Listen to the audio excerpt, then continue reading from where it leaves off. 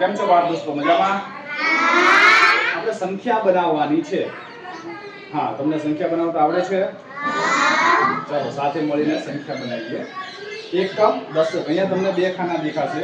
એક ખાનું છે એકમનું અને એક ખાનું છે દશકનું. એટલે કેટલા અંકની સંખ્યા બનાવવાની છે આપણે?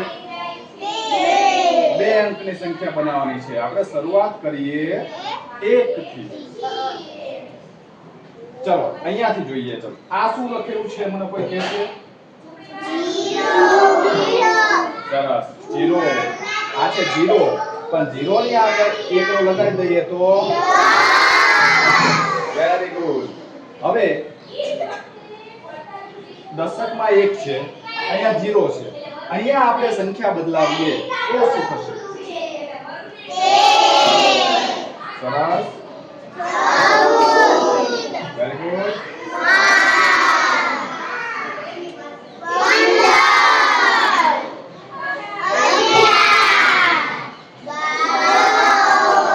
પેલા જોવાનું, એમને નહીં બોલવાનું, કારણ કે સંખ્યા આડી અવળી છે.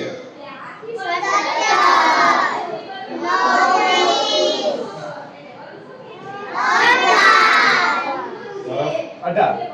હવે આ સંખ્યા પાછા એકમના અંક હું પાછા લઈ લઉં છું અને હા અહીંયા હવે હું કાર બદલાઈશ. દશકના સ્થાનમાં એકડો એટલે એની કિંમત કેટલી? 10. તો કિંમત કોની બદલાય? જે દશકના સ્થાનમાં હોય એની જ કિંમત બદલાય. એકમના સ્થાનમાં હોય એની કોઈ કિંમત બદલાય નહીં. કેવી રીતે? તો જોઈએ. એકમના સ્થાનમાં 1 તો 1 ની કિંમત કેટલી? 1. એકમના સ્થાનમાં 8 તો 8 ની કિંમત કેટલી? 8. 8 ની કિંમત 8. પણ દશકના સ્થાનમાં 1 એટલે આ જે ખાનું છે એ ખાલી છે, તો અહીંયા શું કરવાનું? 0. હવે દશકના સ્થાનમાં 1 છે તો એની કિંમત કેટલી થઈ જાય? 10. અહીંયા 8 હોય તો 40.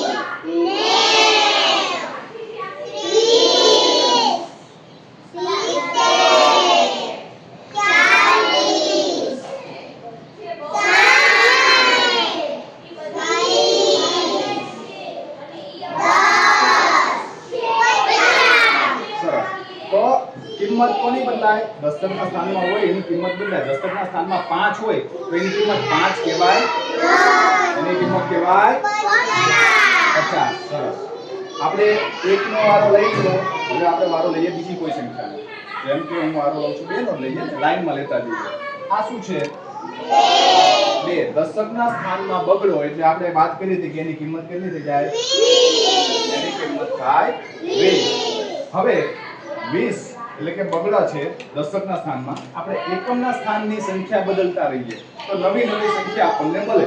જેમ કે હું 5 મૂકું તો કેટલી સંખ્યા થઈ? 6 મૂકું તો સરસ, અને 2 મૂકું તો 9 મૂકું તો સરસ, 8 મૂકું તો 3 મૂકું તો 7 મૂકું તો બગડે સાતડે અને 4 મૂકું તો વેરી ગુડ. આપણે અહીંયા હવે સંખ્યા બદલશું. 2 ની જગ્યાએ લઈએ 2 ની જગ્યાએ લઈએ 5. તો આ 5 છે, દશકના સ્થાનમાં છે તો એની કિંમત કેટલી કહેવાય? સરસ, 50 કહેવાય. કેટલા છે આ? 50. હવે